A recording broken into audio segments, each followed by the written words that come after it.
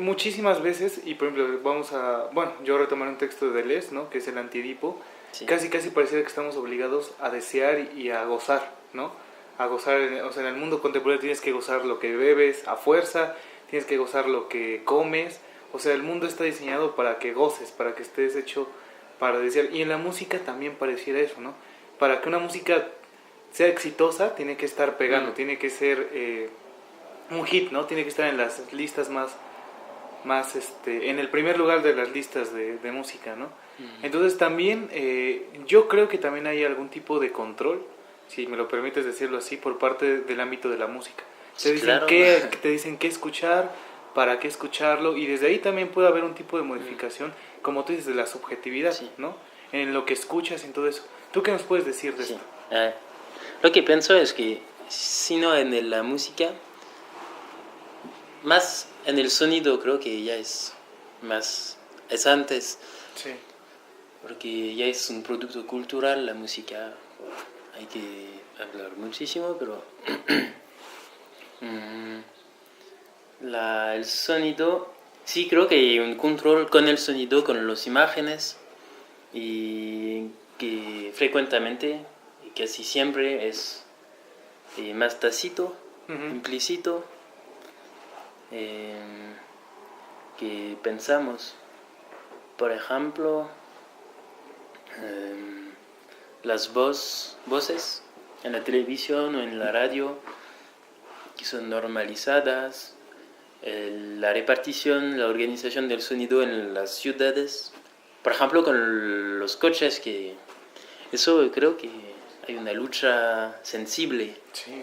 Sí, y sí creo que la voz, por ejemplo, es un buen ejemplo de control político. Ya es, por ejemplo, no sé, las voces de mujeres, las voces de hombres, cómo deben ser, cuál es una voz bella, cuál...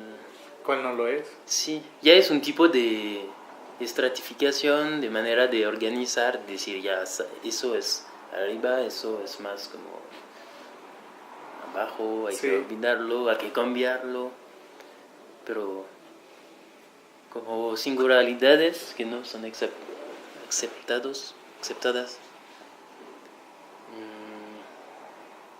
Y también sí, los sonidos, creo que, y el problema más importante es que más en más las personas no escuchan lo que pasa. Por ejemplo, como hay muchos ruidos de coches, las personas no escuchanlo, pero no es posible luchar y dar cuenta de lo que se compromete en esas relaciones de fuerzas sonoras. Sí, pero sí, es muy interesante. No solamente el ámbito del sonido, ¿no? Nos controla, de alguna u otra manera nos sujeta, ¿no? sí. Sino que podemos ver que, bueno, somos compañeros, ¿no? En el curso de ética contemporánea. Sí. Y pues hemos visto a lo largo del curso algunas formas de subjetivación, o sea, estamos siendo controlados, Sí. sometidos, de alguna u otra manera hay ejercicios de poder muy fuertes, ¿no? Sí. Con los individuos. Ya en este curso. Sí. Entonces, no solamente está el sonido, también está, por ejemplo, el color, ¿no? Y todo lo que tiene que ver con claro. con la imagen, la vestimenta, la tecnología. Tenemos un montón de problemas actuales que de una u otra manera cada vez nos están sometiendo y controlando más. Y bueno, tú eres muy cercano en el sentido de que heredas, ¿no? Por así decirlo, el pensamiento de pensadores como Deleuze, ¿no? Como Sí. Foucault, Sí. como Guattari. Y digo no cercano en el sentido de que tal vez tú los estudies, sino de que de una u otra manera, pues, fueron los que te precedieron, ¿no? En el sentido de la producción filosófica y de las luchas políticas ahí en Francia. Sí. ¿Estos pensadores tú crees que todavía se aplican para poder resistir o para poder de alguna manera contraatacar estas formas de control?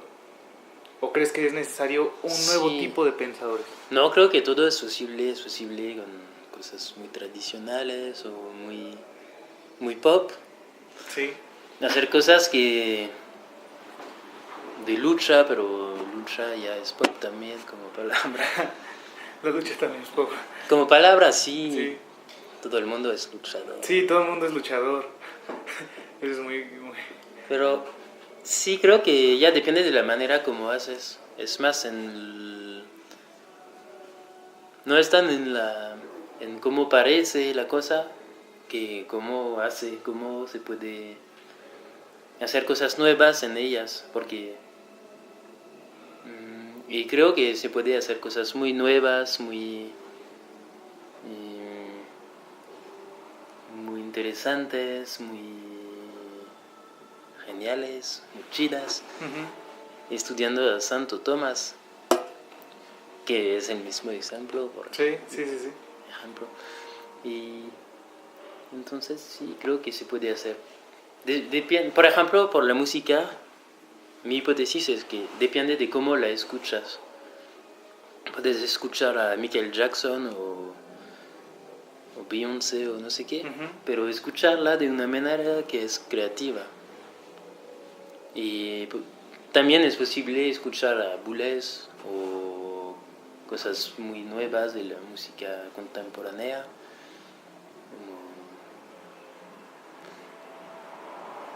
Y sin pensar, sin criticar, sin nada. Creo que no depende del objeto que estudias, del pensador o de... El problema. O Creo sí, que es más el el problema, problema. pero depende de la manera como le piensas. Ok. Antón, ¿tú crees? Bueno, no sé si tú crees, pero ¿tú piensas que podemos escapar estas formas de control y de poder que hay en la música, que hay en la televisión, que hay en la radio, que hay en el internet? ¿O tú crees que, como tal vez a veces lo hemos visto en este curso que tomamos los dos, ya estamos muy sometidos y muy sujetados, no podemos escapar? ¿Tú crees que se puede escapar o ya no hay forma de escapar? Sí, porque creo que hay diferentes escalas de escapar. Pero creo que sí, obviamente. Creo que Deleuze dice algo así, es que ya la vida, hablar de la vida ya es escapar a las formas fijas, Sí, pesadas, ya porque no se puede prever, ¿se sí, dice? sí, sí, sí. Sí. Creo que sí, por ejemplo. Y creo que se hace haciendo cosas y no pensando demasiado. O sea, sí, hay que pensarlo bien para estar seguro que lo que vas a hacer no parece una lucha, pero en realidad no es, pero es como ya es recuperado. Entonces hay que pensarlo y sí, creo que hay muchas cosas que hacer para resistir. Vale, entonces vamos ahora a algo más, como ya más personal hacia ti, ¿no? Un poco de preguntas más personales. No te asustes, no te vamos a preguntar nada muy íntimo, sino en el sentido de, por ejemplo, ¿cuáles son los pensadores que a ti más te gustan en el ámbito de la filosofía o en cualquier ámbito? Pueden ser también los científicos, algún músico. ¿Cuáles son los que más para ti son más importantes? Oye. Sí, Deleuze me gusta, por ejemplo. ¿Deleuze? ¿Por qué te gusta Gilles Deleuze, por ejemplo? Por eso, su optimismo, Optimismo. una parte positiva, porque hasta como Heidegger, todo eso, todo el tiempo es negativa. Puedes escapar muriendo, puedes escapar con angustia, puedes escapar con enfermedad. Deleuze retoma un poquito eso, pero creo que también hay una parte más inocente y chistosa. Creo que con el Uh-huh. Sí, el humor. también se puede escapar, Escapar. pero escapar, no sé si... No hay que volverse demasiado trágico. Ajá. Sí, hay cosas realmente horribles y todo eso, pero también tenemos que pensarlo de realmente, y tenemos que pensar cómo hacer, cómo vivir con eso, cómo vivir contra eso. Creo que es posible. Ok. Y ahora, ¿tú conoces algún filósofo mexicano? De ahora Sí, o de antiguos, de los... conozco el señor Lugo.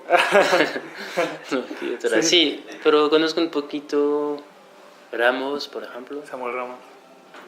Y- pero no muchísimo. Pero es que el estatuto de filósofo en general es...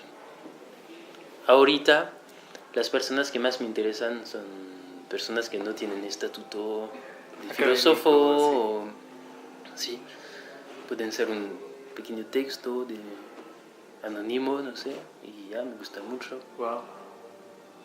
Sí, Sí. wow.